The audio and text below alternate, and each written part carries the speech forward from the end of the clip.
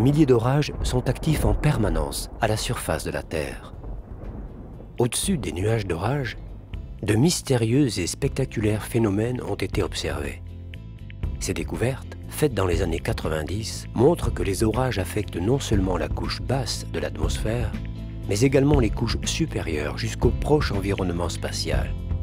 Il nous reste aujourd'hui à découvrir et comprendre la face cachée des orages.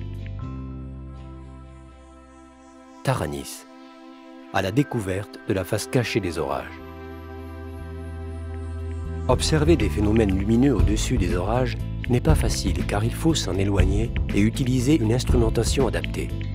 Les phénomènes produits par les orages sont tellement brefs qu'il est difficile à l'œil humain de les détecter. Ces phénomènes sont regroupés sous le terme générique d'événements lumineux transitoires, TLE en anglais. Les premiers TLE à avoir été observés sont les sprites. Ils se produisent entre 40 et 90 km d'altitude, présentent une structure filamentaire complexe et peuvent être accompagnés ou non d'un halo. Un sprite a une durée de quelques millisecondes. Les elfes sont les plus hauts, les plus fréquents et aussi les plus brefs des TLE. Leur durée est de l'ordre de la milliseconde. Ils se produisent à une centaine de kilomètres d'altitude et se présentent sous la forme d'un anneau lumineux en expansion rapide. Les TLE les plus rares sont les jets. Ils durent quelques centaines de millisecondes. Initiés juste au-dessus des nuages, les jets bleus se propagent jusqu'à 40 ou 50 km d'altitude. Exceptionnellement, un jet pourra atteindre une altitude de 80 à 90 km. On parle alors de jet géant.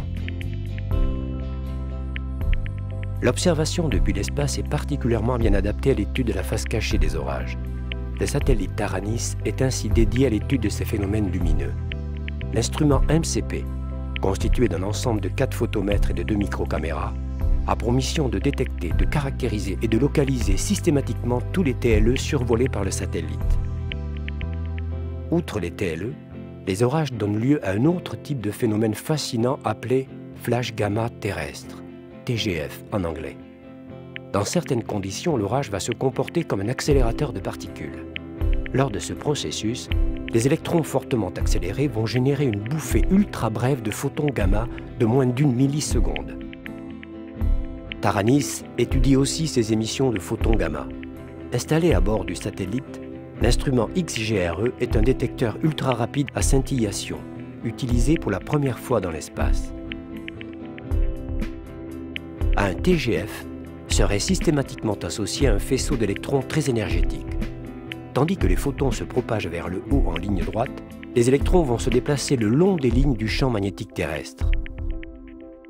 L'instrument IDEE met en évidence ces électrons de haute énergie. Grâce à ces détecteurs, il peut distinguer les électrons associés au TGF des électrons provenant de la haute atmosphère. Lors de l'interception d'un faisceau, l'instrument mesure l'énergie des électrons et indique leur provenance. Taranis est la première mission spatiale entièrement consacrée à l'étude conjointe des événements lumineux transitoires et des flashs gamma d'origine terrestre. Une mission à la découverte de la face cachée des orages.